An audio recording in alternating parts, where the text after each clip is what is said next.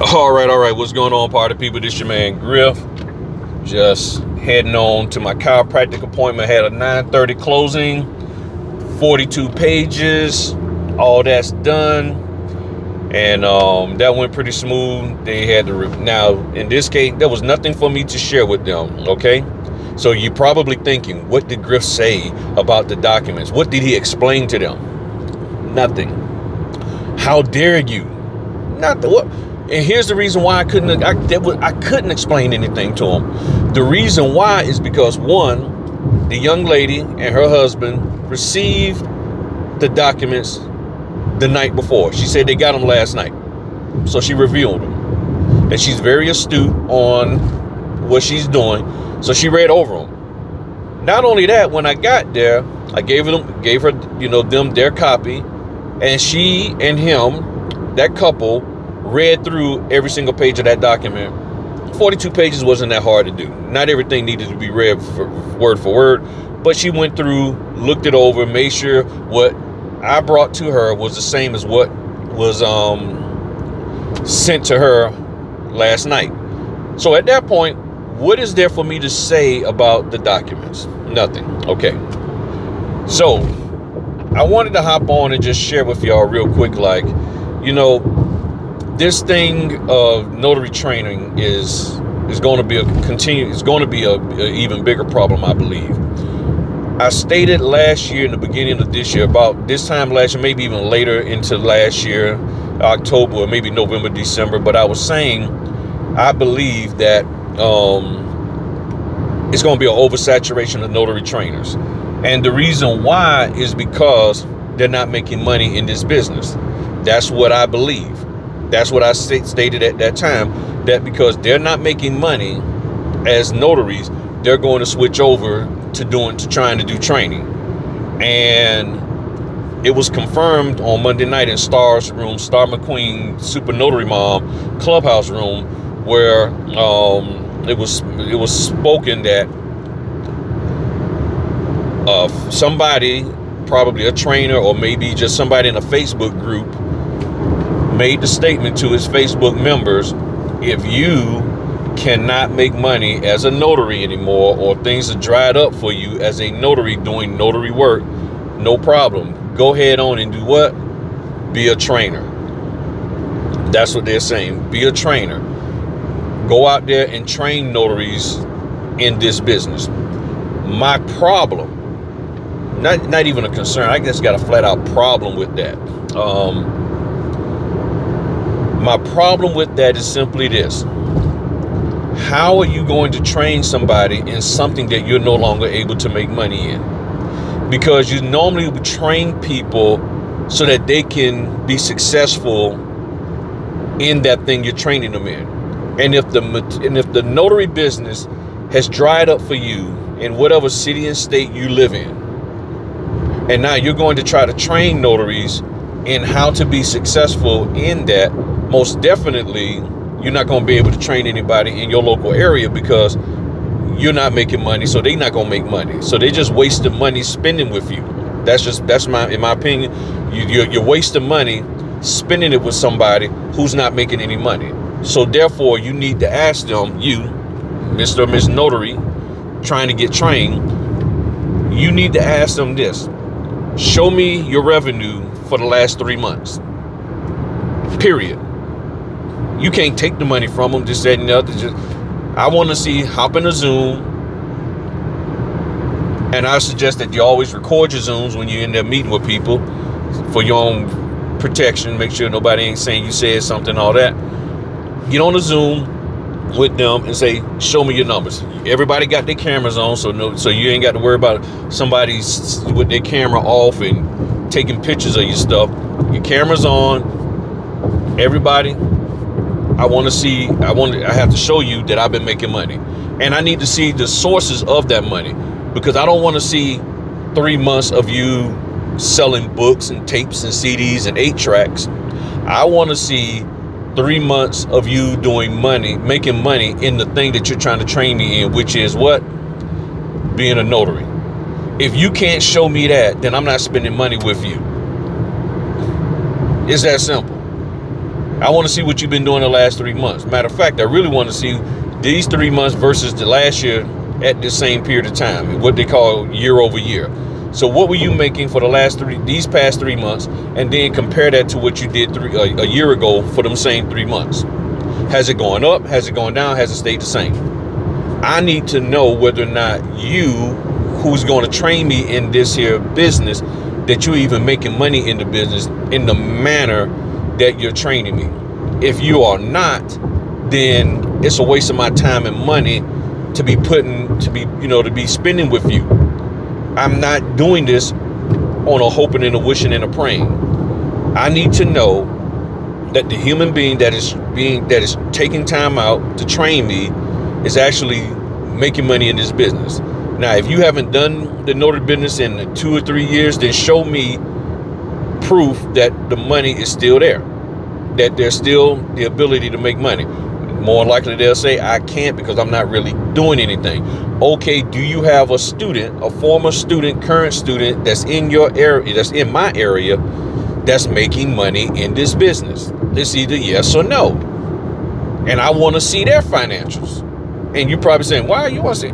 Yeah, because you can lie to me and say, yeah, you're making money, but I need to see proof.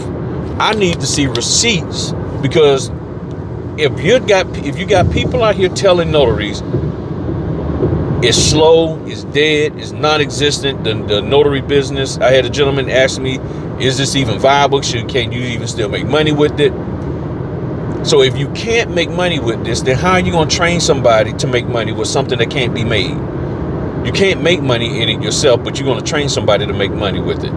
This is why I have a video, and it's in the description, and I put it at the top of the description. And it's a video saying the questions that you need to ask a notary trainer before spending money with them. You need to find out where their head is at, where their heart is at. You need to find out, because if you don't, I'm telling you, you will find out that you wound up spending a whole bunch of money for a bunch of nothing. And that's just the truth of the matter. So people can get mad at me. I'm not trying to stop people from making money. I'm just trying to stop people from spending money unjustifiably, unwisely, because you have a responsibility to your family to take care of the money that's in your household. That if you're going to allow that money to be extracted out, then you want to make sure that you get a return on your investment.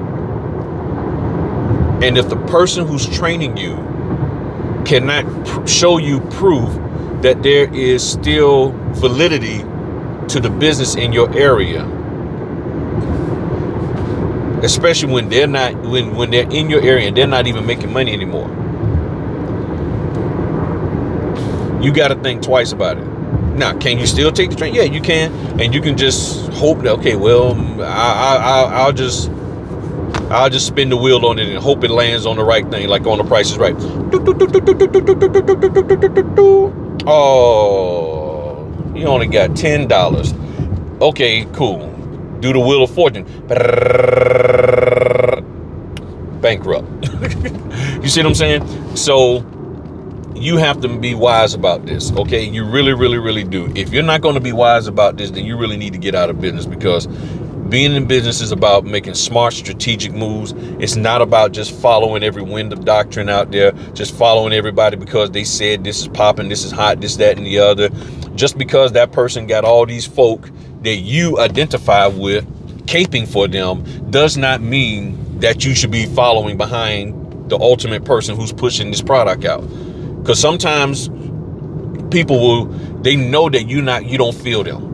They know you're like, you look at that person like, I ain't feeling that person. Nah, they like a used car salesman, or they're like, somebody, from Amway or Mary Kay or whatever. I ain't feeling them.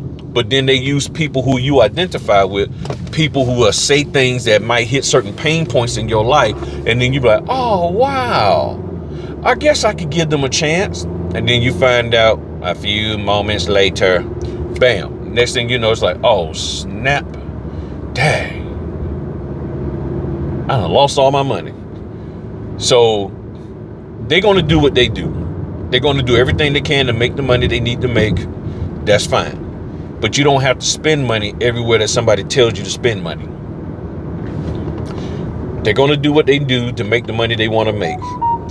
But you do not have to spend money everywhere that somebody tells you to spend money. Just because they say, hey, spend money over here with me, does not mean you have to do it. You got to do your due diligence. Look at the video in the description. Learn what questions you need to ask them before spending money with them. If they're unwilling to answer those questions, or you don't like the answers that you get, then you keep your money. That's what you do in everything else. You walk in the grocery store, you look at the meat section. The meat looks a little tainted. The meat got ice frosting all over it. You're like, nah, I ain't messing with that. I ain't touching that. Nope. You don't mess with it. You sit down with somebody talking about, about buying a car, and you're like, nah, I ain't feeling y'all.